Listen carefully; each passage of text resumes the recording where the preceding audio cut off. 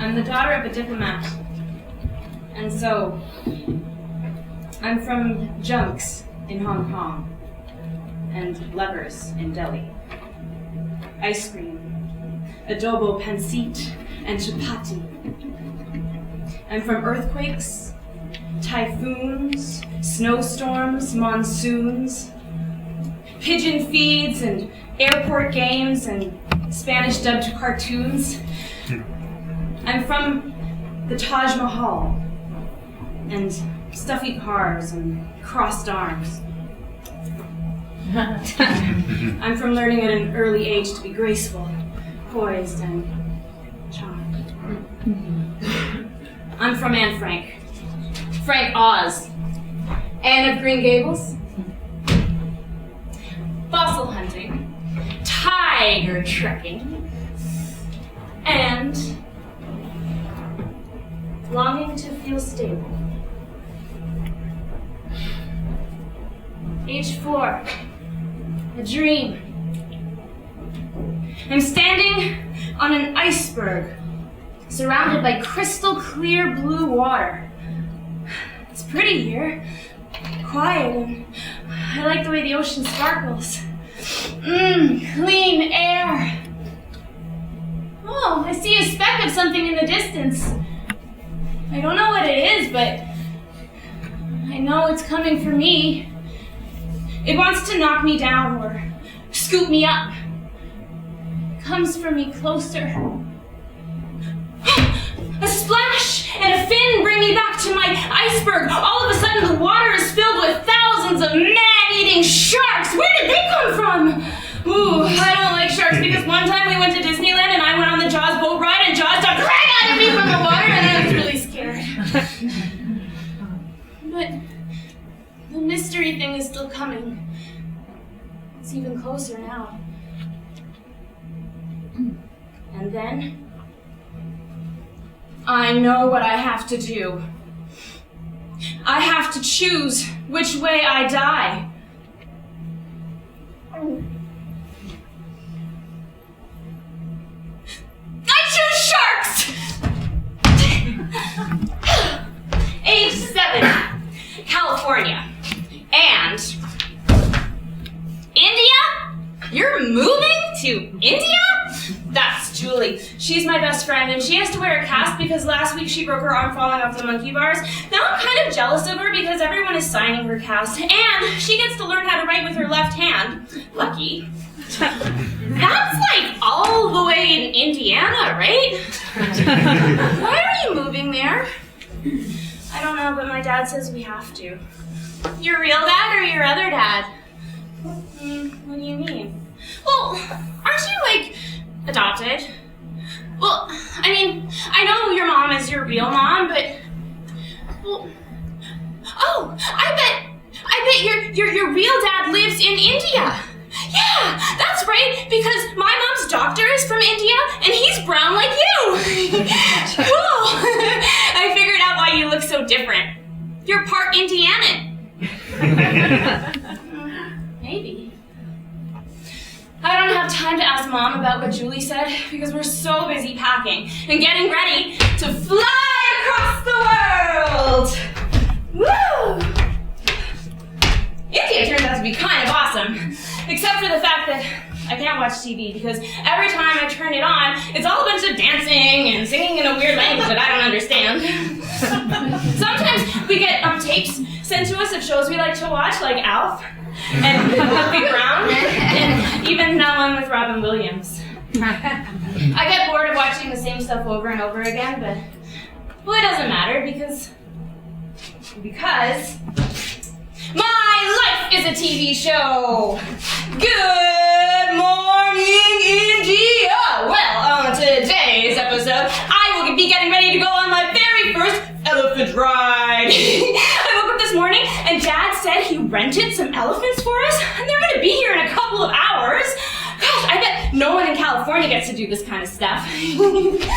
I just wish that Mom wasn't forcing me to do my hair. I hate doing my hair. It hurts, and it's not nice, pretty, soft hair like Mom's. Okay, viewers, I hear someone coming down the hall. Here's Mommy! Well, I used lots of conditioner in the shower, just like you said, Mom. I'm not lying, I promise. Hey, Mom. Guess what? I got a letter from Julie yesterday. She's fine. She says that she wants to know if I've met my real dad yet. Well, you know, my brown daddy. Ow, Mom, that hurts. Ow. Mom, is it true that he lives here in India? That's what Julie says. Also, do you think that brown daddy has curly hair like me? When do you think I'm gonna get to meet him? Ow! Mom! Stop! Stop! Mom! Stop! Just stop! Stop moving! Stop talking! Just stop! Go to your room.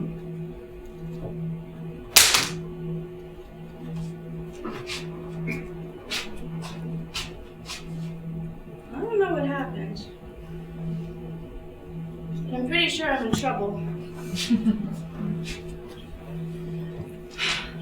I do as I'm told, and try to distract myself by writing a letter to Julie with my left hand. A little while later, Dad comes in. Well, what are you waiting for? Look out the window.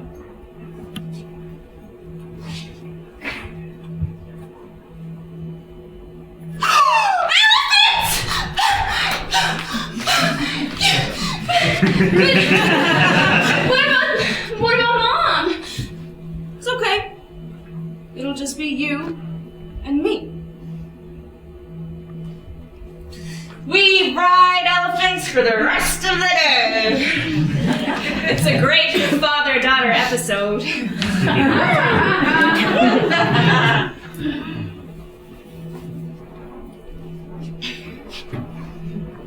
Age 13. Hong Kong. My nickname is Buckwheat. This name is so lovingly bestowed upon me one day after swim practice when my trusty hair elastic breaks and I'm forced to wear my hair out for the whole day. I'm teased about my massive, gigantic, unshapely mop all morning, and someone writes "Wookin' Po Nub" on my locker combination. After that, Danielle Rubin gave me her locker combination, so now I can always access her stash of Jufro-grade elastics and headbands in case of emergency. Well, Danielle and I are the only two Jews at Hong Kong International School, which was founded by Lutheran missionaries. We bond one day when we realize ours are the only two heads remaining stubbornly unbowed as prayers to Jesus are uttered during our weekly chapel sessions.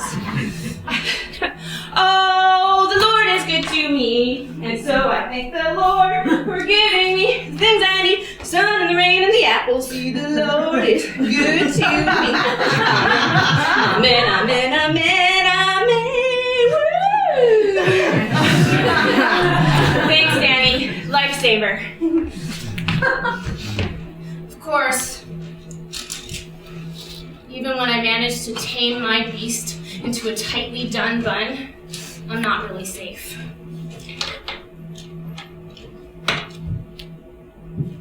Chris Portelli is from New Jersey. He moved here because his dad works for Pepsi. He has long hair that falls into his eyes. And I can't stop staring at him during language arts today because he's up there singing and playing Tom Petty's Free Fallin' as part of our poetry entertainment. He's brilliant! While I'm humming along to the chorus, Chris's jerk friends Ryan Thatcher and JT Taylor start sticking pencils into the massive hair at the top of my head. The sheer density of my follicles makes it virtually impossible for me to feel this happening, so I walk around for the whole day with about 25 pencils in my hair. Buckwheat or pencil head? I have to choose. I'm dreading this year's 8th grade bike trip around China. Good evening, ladies and gentlemen, and welcome to the city of Shangjiang in the province of Guangdong. Thank Jesus, we have made it this far. Now, I want y'all to get a good night's sleep, and remember, girls' rooms on the second floor and boys on the third. No mingling, no messing around, no exceptions. And don't forget to say your prayers.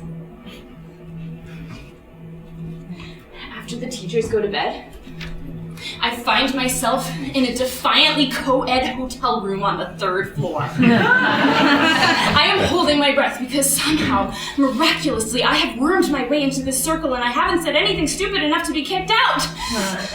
I am wearing a white bodysuit, jean shorts, and white tights. Suddenly I feel someone's hand on my knee.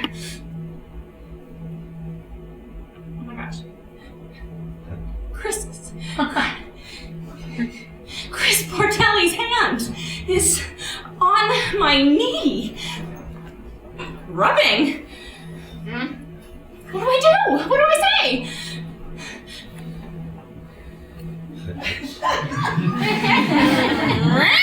Yeah, baby. Oh my God, no. He withdraws his hand and it is over. We do not make eye contact. It is not acknowledged, but I don't think it matters. This is it. I have been accepted. Someone, a boy, thinks that my leg is cool enough to touch. This must mean that Chris and I are dating, right? Oh, yes, yes, yes, yes, yes. I have arrived. When the party breaks up, a few minutes later, I ever so nonchalantly saunter out of the room, run back to the girls' floor, and giggle myself to sleep. In the morning, I pedal steadily into the middle of the pack, waiting to see how last night's incident will influence my pending ascent to cooldom. I'm aware that in so doing I may be leaving Danielle Rubin in the lurch, but she has to understand. I have work to do, and ultimately I can use my new powers to elevate us both to the upper echelons. I just need a new friend for today's ride. I settle on Cynthia Elliott, a ridiculously beautiful, athletic girl from Australia who also happens to be a blabbermouth. I didn't see her in the room last night, so if I can just tell her how things went down, I'll be sure to be popular by the end of the day. Hey, Synth! Hey. So, pretty cool trip, eh? Not really. I know. Just kidding, totally lying.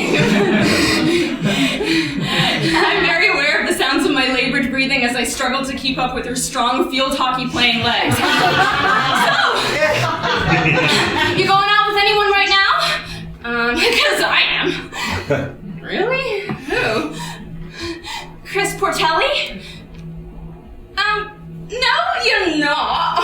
Nina Lovehagen, that new girl from Sweden, is. As if he would go out with you. I watch her pedal away with a sinking feeling in my stomach. That didn't exactly go as I had hoped. By the time we reached the next rest stop, the big rumor is that Buckwheat Pencilhead is also a massive liar. Even Danielle Rubin doesn't want to talk to me. And I ride the rest of the bike trip by myself. I still don't know why Chris rubbed my leg that night.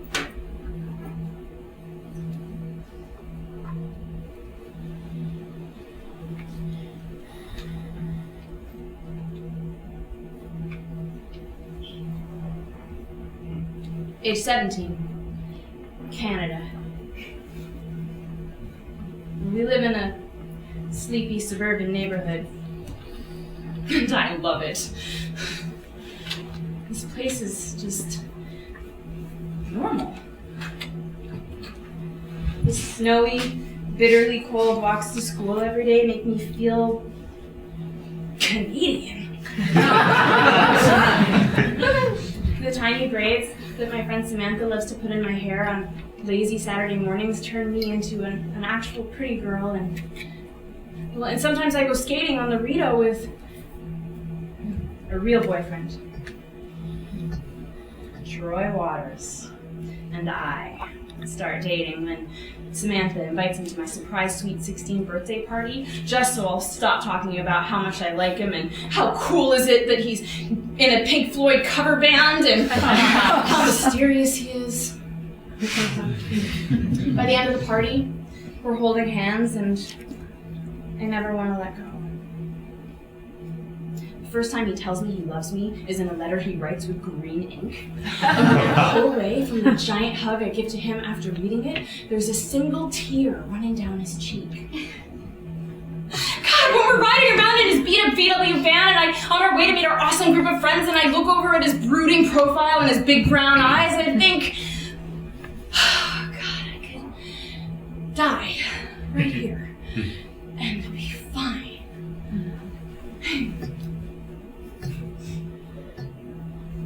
We're moving to Sri Lanka? Dad! No! You promised! You promised I would get to finish high school here. Why can't we just stay one more year? He says something about job security, blah, blah, blah. I think Mom and Dad are just being selfish. How many more exotic places do we need to travel to anyways? I am sick of it! What about Troy? What about my friends? What about my life? You can't make me start all over again. You can't! I slam the door and tell them to leave me alone! But Mom doesn't listen.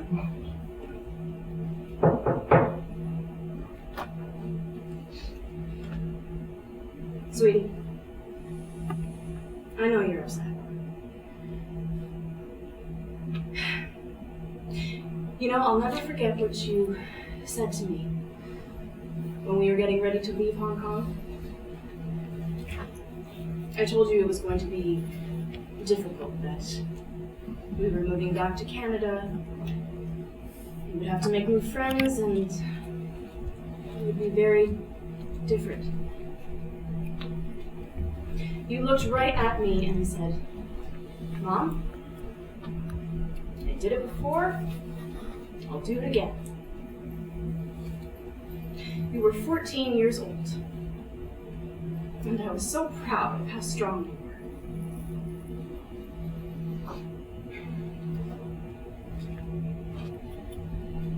I know, I'm strong. I'm tired.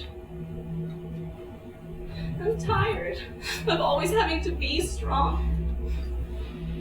I'm tired of having to suck it up and act like everything is okay. I just want to stop. When can I stop? I just feel alone. Stranded. Like something inevitable is coming for me.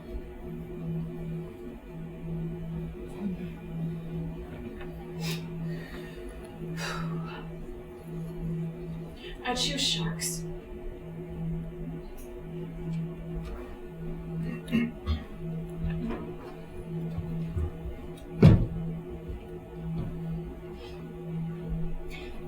There's more to tell you.